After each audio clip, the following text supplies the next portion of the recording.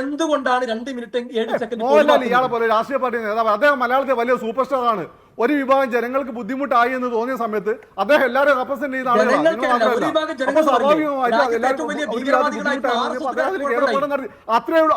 അത്രേ ഉള്ളൂ. അത് മാത്രമല്ല, നാളെ നിങ്ങൾക്ക് ലീഗുകാർക്ക് ബുദ്ധിമുട്ടായി ചെയ്യും. കാരണം അദ്ദേഹം കേരളത്തിന്റെ പൊതുസ്വത്താണ്. മമ്മൂക്ക കേരളത്തിന്റെ പൊതുസ്വത്താണ്. നിങ്ങളെ സംബന്ധിച്ചിടത്തോളം നിങ്ങൾ എന്ത് ചെയ്ത് കഴിഞ്ഞാലും അതിനെ ആരെങ്കിലും എന്തെങ്കിലും പറഞ്ഞാൽ നിങ്ങൾക്ക് വലിയ ബുദ്ധിമുട്ടാണ്. അതേസമയം തന്നെ മറ്റുള്ളവരും മറ്റേ വീട്ടിൽ എന്തെങ്കിലും പ്രശ്നം ഉണ്ടായി കഴിഞ്ഞാൽ നിങ്ങൾ കൈയടിക്കും. അത് വിട്. നിങ്ങളിപ്പോ തൽക്കാലം ലാൽസാനെ എല്ലാം കൂടി ഒന്ന് കൺവാൻസ് ചെയ്ത് നമ്മളെ ആളായി അല്ലെങ്കിൽ അതാണ് നിങ്ങളുടെ ഉദ്ദേശം. ലാൽസാ പൊതുസമൂഹത്തിന് സ്വത്താണ്. അതുകൊണ്ട് ലാൽസാ അതിന് അഡ്രസ് അത്രേ ഉള്ളൂ. അത്രേ ഉള്ളൂ അതിന്റെ കാര്യം. എന്ത് 32,000 പെൺകുട്ടികളെ സിറിയയിലേക്ക് എന്നെ ഇതുപോലെ ചർച്ചയ്ക്ക് വിളിച്ചില്ല. വിളിച്ചില്ല പറയുമായിരുന്നു. ഞാൻ അതൊരു അല്ലല്ല പറയുന്നേക്കൂ.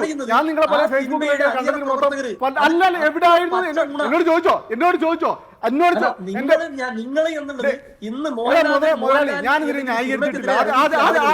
ആദ്യം മനസ്സിലാക്ക്. ഞാനിതിന് അല്ലല്ല പറയുന്നേക്ക്. ഒരു കവല വർത്താനം എന്ന് പറയരുത്. ഞാൻ ഫേസ്ബുക്കിൽ എല്ലാത്തിനും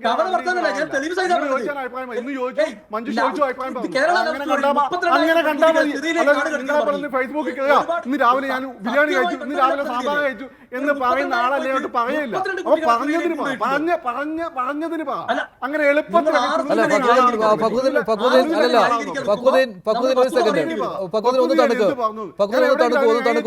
ഷാക്കിർ പറഞ്ഞത് ഷാക്കിർ ഇവിടെ ഉന്നയിച്ചത് ഈ കേരള സ്റ്റോറിയുമായിട്ട് താരതമ്യപ്പെടുത്തിയാണ്.